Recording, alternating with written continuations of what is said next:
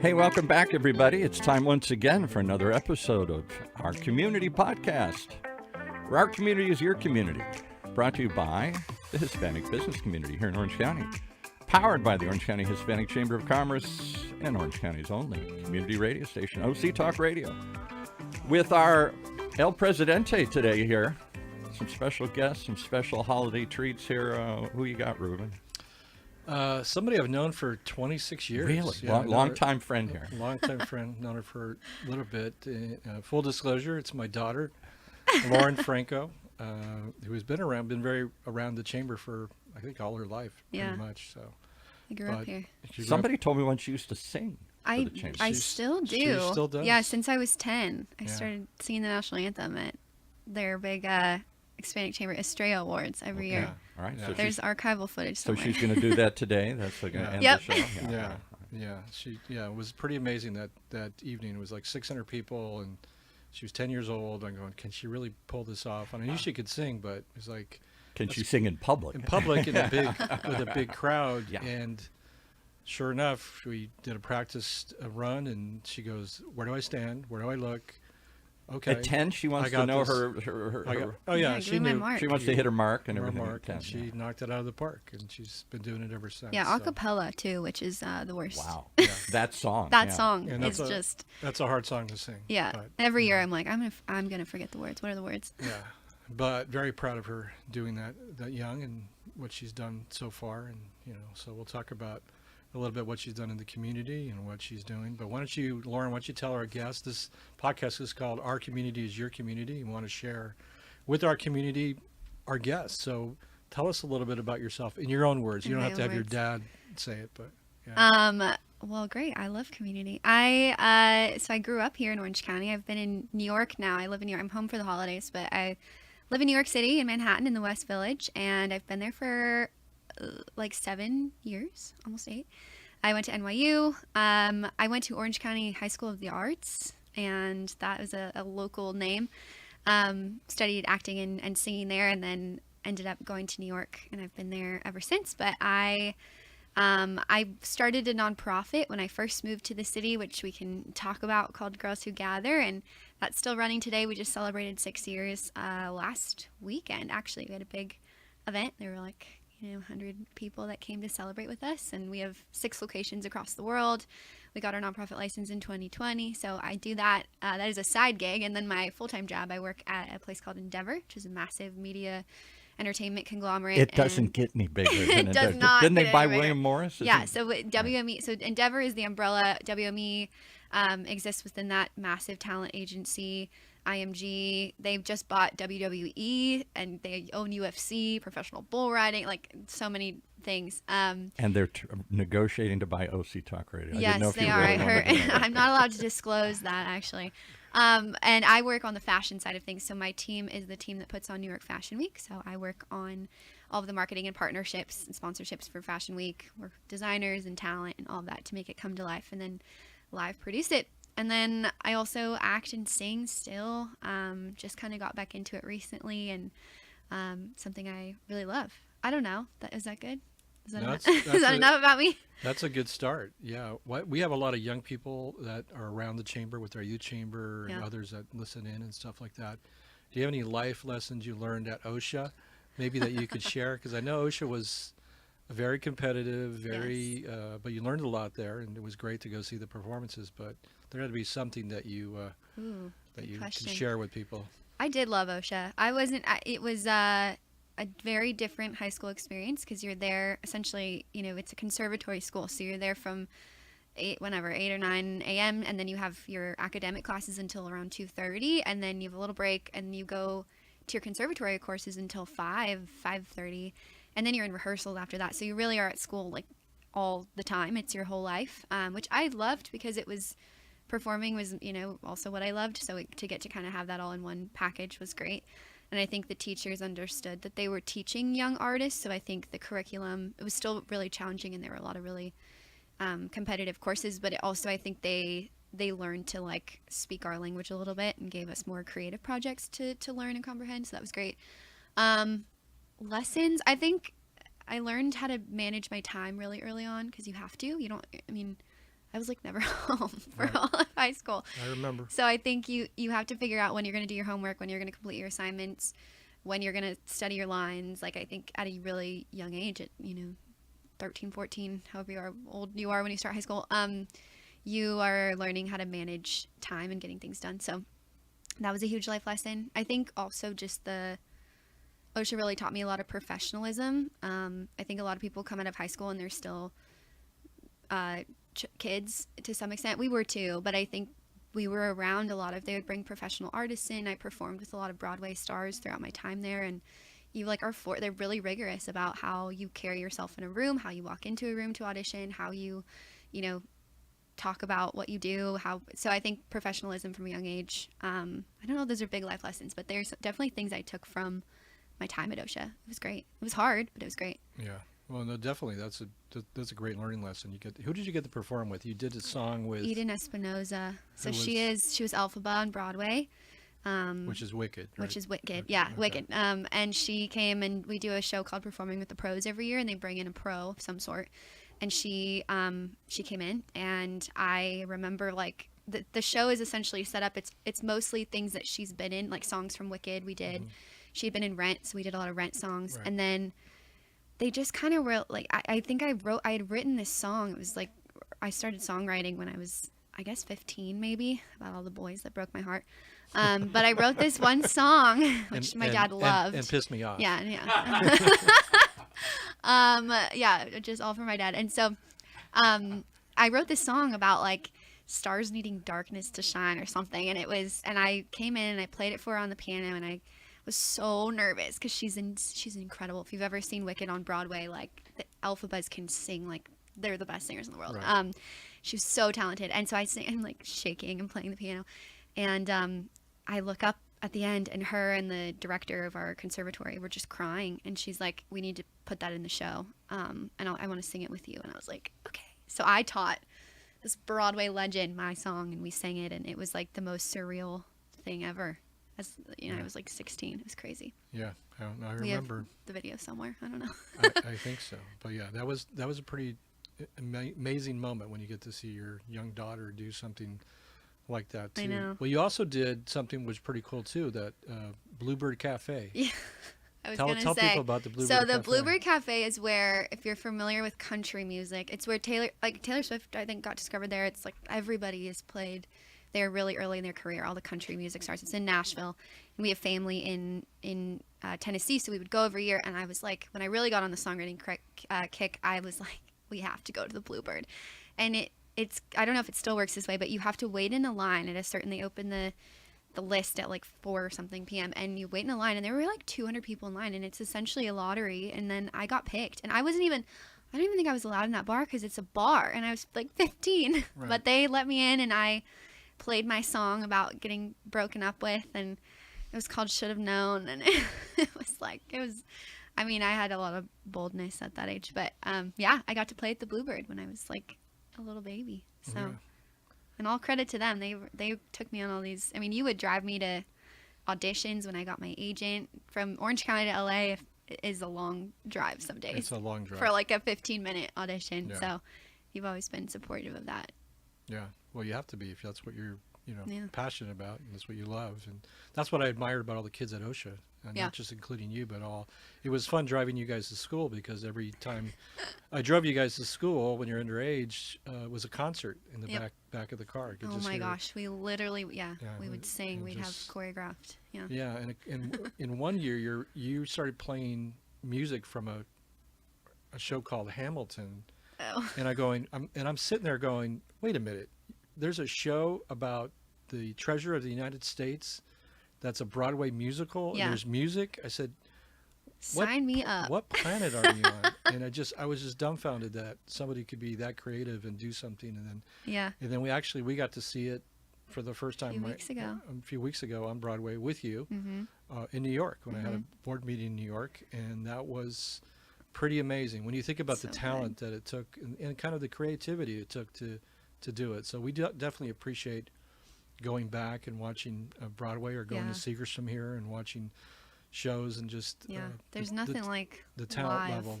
It's just unbelievable. Yeah, that show especially. I mean, the whole thing is the entire thing is sung or rapped through. There's no other lines. Yeah, it's crazy. Yeah. It's so specific, and yeah, he's brilliant. He's the Shakespeare of our generation. Yeah, he's definitely got. You got to get him on here. We'd like to get him here. We'd like to get him into Australia. This is your formal request. Australia one year, that'd be great as well. But yeah, he would be great to have out here in LA or Orange County. So definitely. I would cry. So you got to go to New York, NYU. You got into some great schools, but you decided to go 3,000 miles away from your parents and your family. Why? Do you want the real reason or the the talk radio reason? Oh gosh. I mean, I knew I wanted to be in New York from I was 10. We'd never been to New York, and I just was like, no, I need to go to New York. I remember all my cousins wanted to go to big state schools. I don't know if you remember this, but we were at my Aunt Lisa's house one day, and Gigi, my own cousin's like, I'm gonna go to Baylor, I'm gonna be at this football school, and I'm like, I'm gonna go to New York. And go to NYU where there's no sports. And I just knew when I was really young. I think we visited once when I was a junior. It was the most disgusting day. It was like summer, it was hot, rain, humid, disgusting, but I was like, no, this is where I'm supposed to be. I did. I got into a couple different schools, and I had applied kind of across the board. And I think when it came down to it, I loved NYU was, it's a really global education. They're a huge population of international students and teachers from all around the world. And I think I love Orange County, but I really was craving just a diversity of people and thought and just from all over the world and kind of this melting pot. And I really wanted to be in a big city. And New York, I think, was a good mix for me with art, all the things that have to do with Broadway and arts, and then also just justice. I had a huge bend, to study human rights and policy. And NYU's program that I got into was a design your own major program. So you essentially got to kind of find the different things you wanted to study, bring them together, and then you wrote your own curriculum, and then you have to present it to a board present it in front of a board, kind of like a thesis at the very end of your time there. So for a bachelor's degree, it was pretty intense, but I studied the intersection of media and film and television, and then policy and law. So I was really interested in the way, and still am. That's still the dream, is to, kind of, I think the stories that we tell and the things we watch on TV and film really have an impact on how we think and how we empathize and who we relate to. And you watch a TV show and you're moved by a character, and that can influence the way that you think and vote and what's important to you issue-wise. So I'm interested in the way that we can kind of use film and TV for good, and especially in human rights spaces. And I don't know, there's just so much intersection we don't even really think about. So that was kind of why I wanted to. NYU offered me the ability to do both, and I originally went in for musical theater, and they have an interview portion, and it was supposed to be 15 minutes. I came out an hour later because we just started talking about all these other things. And so you talking for more than an hour? Really? Yeah. Okay. How long is this? I don't That's never happened. I know. Well, yeah, we got to. I know typically NYU, and you graduated during COVID, unfortunately, I know. and they brought Billy Crystal on virtually to talk to you guys for 5 minutes. He did Billy Crystal is a pretty funny guy, but this wasn't that funny, to be honest. No, sad. But fortunately, last year they made a makeup to you guys, and you got to graduate. And tell us where you get to graduate from when you go to NYU. Where's they hold the graduation at? Well, yeah. So this was really devastating because we graduated so I went home in March of 2020, thinking it would be for 2 weeks, as we all did, and ended up staying for the next 6 months. And it was, we graduated in May, and they did it online, and it was the weirdest thing. I'm in my pajamas sitting on Zoom and in my hat, and you guys are trying to make it special. We had I think in our driveway we had some people over, but it was just so weird. And I was really sad because the biggest thing about graduating from NYU is, one, they light the Empire State Building purple, which is the NYU color, and then you graduate in Yankee Stadium. And so it was just so sad that I didn't I'd been looking forward to that for years. And then so last year they did a makeup graduation with Taylor Swift, which was great, but we got to go back to Yankee Stadium and do a big hurrah, and it was great. But it was weird because I've been 2 years graduated, and I'm in my robe, and people are congratulating me for something I did 2 years ago, and it was, But it was. but I'm glad they did it, and it was fun. Yeah. Yeah. Well, then you had your breakout for your school too. Yes, with and Forrest Forrest Whitaker. Whitaker, who gave a great, very inspirational Because his speech. daughter, I think, Yeah, or daughter, son, daughter True, or Yeah. something like that. she was in my program, so Yeah. yeah. But that was great. I didn't like some of your professors that got up I and spoke, know. but they were a little bit out there for me. And I turned to my wife, Annette, and I said, you know what? I want my money back from this Okay, school. well, you weren't. The other option was that I was going to go to USC, and that was even Yeah. worse. That wasn't 'cause going to happen for you're a my guy UCLA who went to grad. UCLA, so, So yeah. you had your choice. So you did me a solid. you a you did me a favor. solid there. Yeah. That's for sure. And I did. I deferred for 2 years too, so I stayed home Yeah. with y'all for another 2 Yeah. years. So we got to see you a Yeah. little bit more. So that was good. Yeah. So after NYU, you went to work for where? Where did you go? Where did you Your go? favorite place in the world? The DOJ. I worked for the DOJ, which was Which is the Department of Justice. Thank you. Yeah, not everyone knows that. That's Yeah. true. I was telling my foreign friend the other day. I was like, Yeah. I worked for the DOJ. She's like, the what? the what? Yeah. I worked for the Department of Justice. I got hired right out of school, which was kind of random. I had applied in February of that year. I was graduating, didn't hear literally anything. I just assumed nothing was coming of it. And then the week that I graduated, they emailed me and they said, we'd like to interview you. And I got the job the week after I graduated. And I wasn't sure if I wanted to take it because I didn't want to move from New York to DC, but it was entirely remote for most of the time that I was there. But my office I would go in periodically. The office is right off the National Mall. It's that big Justice building. I was paralegal. I worked in the antitrust division, and it was interesting. It was a good experience. I mean, you get to do a lot as a young person.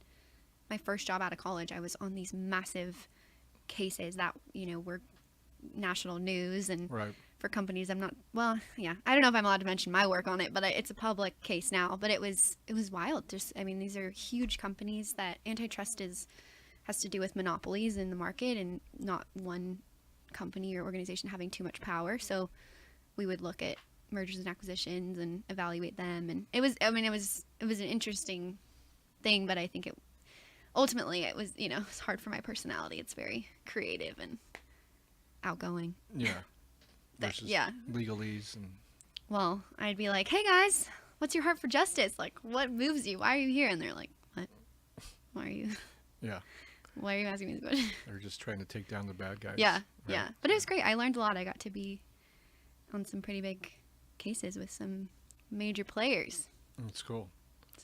So you didn't really live in DC, but you got to go to DC obviously Yeah. because that's where your office was. Mhm. And but you wanted to stay in New York. So what happened from the Department of Justice to where you're at today? So I worked there for like 2.5 years, and they were remote most of the time, and then they actually did go back. There was a federal mandate for them to be back in the office 1 day a week. And I asked to get that. They knew I lived in New York, and I asked to get that like extended, and because I didn't want to leave. And it had to go. It was a memo that went all the way up to the Attorney General, and it was crazy. But they extended it for another 10 weeks, and there was another COVID outbreak, so then it pushed it back. Anyway, by November, I was going to have to move to DC, and I knew that I didn't want to do that. I knew my time was kind of closing there, so I was applying to other jobs, and I knew that I wanted to do something just more creative, something that was, I think, allowed me to be around people, and so I applied to so many jobs.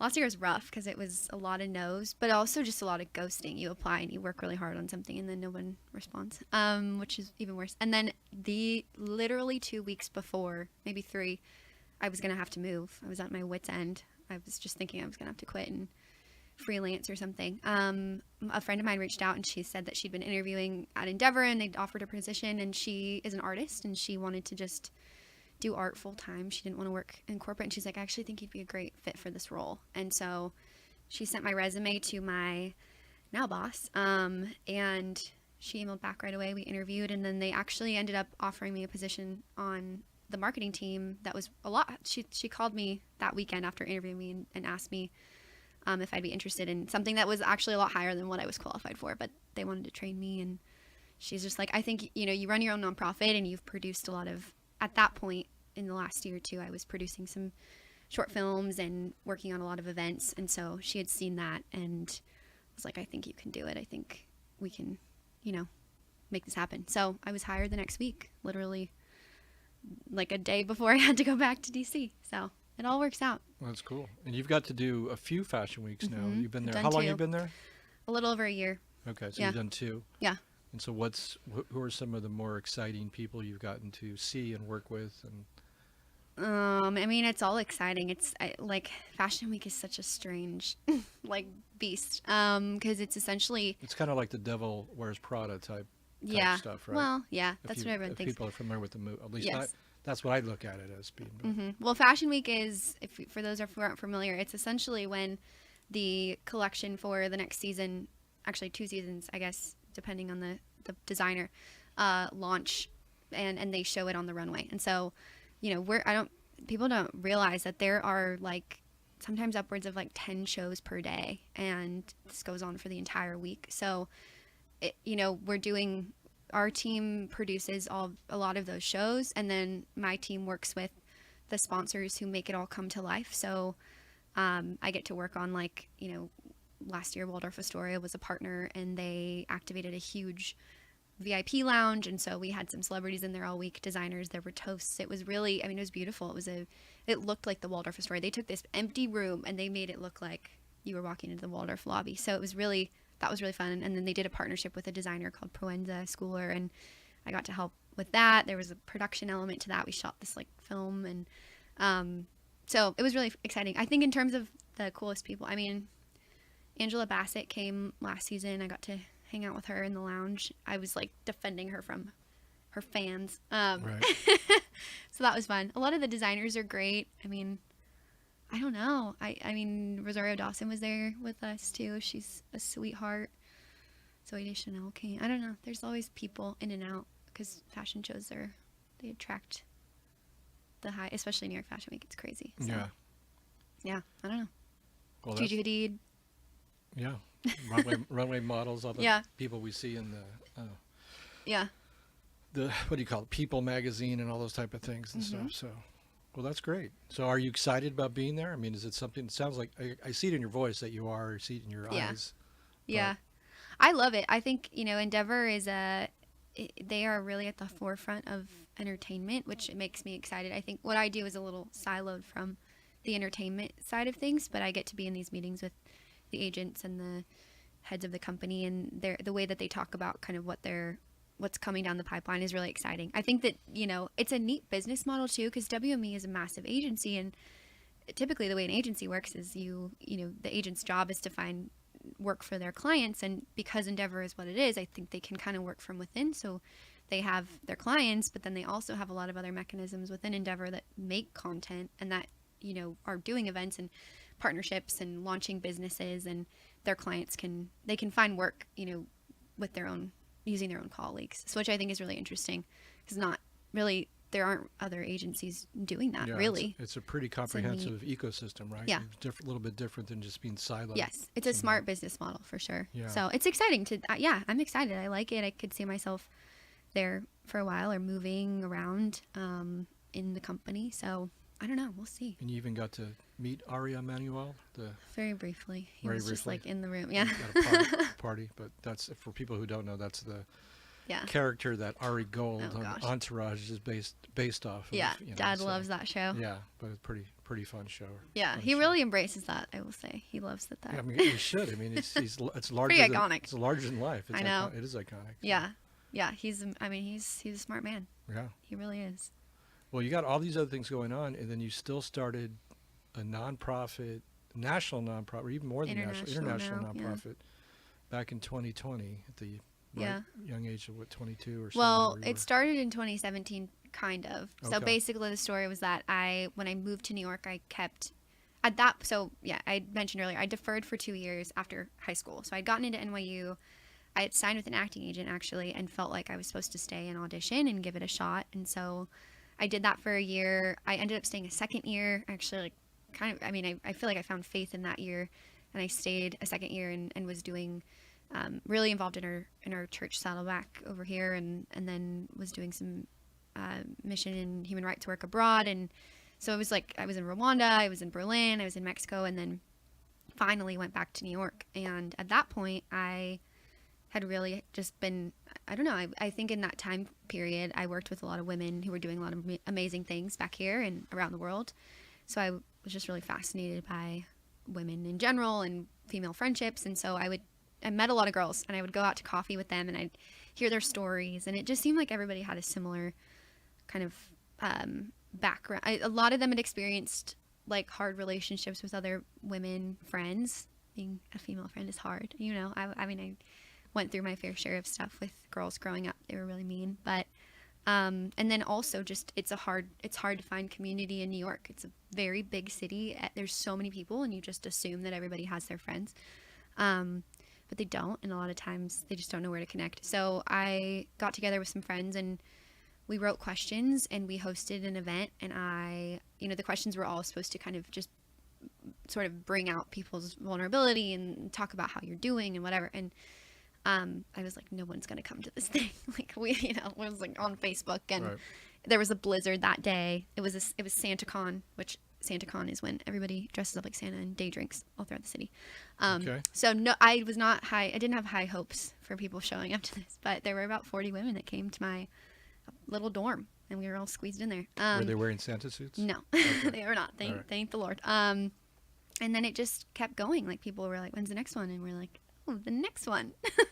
Right. And so we started hosting events, and then girls found out about it in other cities, and they contacted us, and they wanted to host their own. So we replicated our curriculum, if you will, or the questions, and sent them over, and it just started growing. I think I realized that this was in communities in need everywhere. I mean, you talk about community, but it just people, especially I think, and what we found now post grad is that there's sort of a gap. You're in your 9 to 5. You're not in college anymore, so you don't have immediate access to people your age with your similar, ideas and going through the same things. So where do you find your friends? Like, Right. what if I'm not making my friends in my 9 to 5 job? So when it grew past college, it was just really obvious that we needed to kind of change the demographic, focus on women kind of in their early mid-careers, like 20s, 30s. And now we have 6 locations across the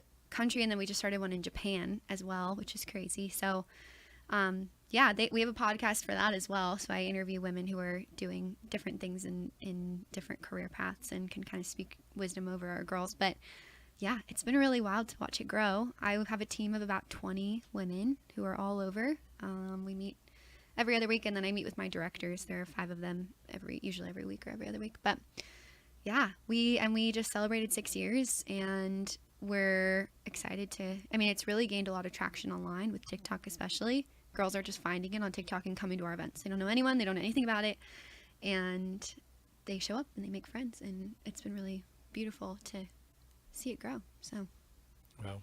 What's your kind of like long-term hope for this? I think I really want to see these groups kind of happening all over. I think ideally, and we have kind of grown. We did sort of a rebrand last year, and we decided too that we were really going to focus in on both community and starting locations and having events kind of all over, but then also building this next generation of women leaders. So, if you look at statistics, it's supposed to take like 200 years to close the gap between men and women in leadership positions. And so I think the dream is also to see women built up in their leadership, for the future as well. So yeah, just really empowering. What's the website and what's the podcast name? So the website is thegirlswhogather.com, and the podcast is the Girls Who Gather podcast. So Very cool. yeah, and the Instagram is Girls Who Gather. So Now, check it out. You got to go to Rwanda, which is pretty amazing. Rwanda, Berlin, Mexico, and you've always had on your heart going on mission trips. What was it like being in Rwanda? What did you learn there? Yeah, well, Rwanda is amazing. I mean, it is. They have been through a lot, experienced a genocide in 96, 97, and it was their own. The interesting thing about that is it was their own people. Like it was neighbor. It was one clan versus another, and the country is essentially divided into 2. And so, just seeing the reconciliation that's taken place since then is wild to me. I don't think we can comprehend it here, but it was really beautiful and wild. And they also, I think something interesting that's happening there is they're really the number of orphanages is going down significantly. A lot of families in the local churches actually are adopting these children, because the narrative of the gospel is essentially that we're adopted into God's family. So they feel compelled to adopt kids, even though some of them already have 10, 11 children. They're adopting another one. So I think they're going to be one of the first countries to know orphans. This is happening like widespread across the country. So we were going and we were training lay social workers to work, because a lot of the kids have had a lot of trauma. So we were helping teach people in the churches to, how to help families kind of manage children with trauma and help, heal. And so it was beautiful, but I learned a lot. I mean, I think I learned that like forgiveness can be a countrywide thing, and it should be a personal thing as well. And just the resilience of human beings is astounding. So I don't know. I learned a lot. And I think I learned that you like when you help empower and teach versus just going. And I think that the bad thing about mission trips, short-term mission trips, can often be that you go and you build something and you leave, or you go and you go to an orphanage and you hold babies and then you leave. Like that just creates another bond that you're breaking again. Right. Those kids have already had plenty of people leave them. So the best thing that you can do is just go and just support what's already being done, or just like help something that's going to be more long-term, or helping a community invest in itself so that when you leave, it's still there. You're not creating more damage. So Right. No, that's a good important. point. But you do recommend people going on mission trips, though. Yeah, I would say that if it's really something you're called to, yes, but not going just to like feel like you are doing something good. I don't think it has to be for the right reasons. And I also think longer is better in most cases, or really if you're called to mission work, being there and being in the community and investing in the community for a long period of time is always better than just kind of going and leaving. But okay, well, we're getting close to the end of our time, unbelievably. Wow. But it did fly by. It did fly by. I told you it would. I was like, what are we going to talk about? Yeah. He wouldn't give me any answers. He just said it was going to, don't worry about it. It's going to fly. But is there any last thoughts you'd like to share with our audience? Yeah, I mean, I think like when it comes to community, right, which is your whole deal. I mean, I gather is specific to this age range of women, but I would say I've heard from a lot of moms who hear what we're doing, or even dads and people in all different stages, that they, it is hard to make friends, or it's hard to connect with new people and be real with people. So just start to create that in your own life. You can kind of be the change that you want to see wherever you are. And yeah, I don't know what else I'd say. Okay. New York is great. Come visit. Yeah, well, you can't get out of Orange County for a sec. You can't tell me you're speechless, because that's never happened before in your life. But want to thank you for being on our podcast, and thank you for being part of the chamber for all these years since you were little. And we want to thank our audience for listening. We want to thank our audience because Christmas is right around the corner, a few days away, and we want to wish everybody a Merry Christmas. Merry Christmas. And a blessed and happy New Year. And thank you for being part of the Hispanic Chamber in our community, and we look forward to seeing you again all next year. And thank you, Lauren, for being on. Yeah, appreciate thank you for having me, Dad. You're welcome.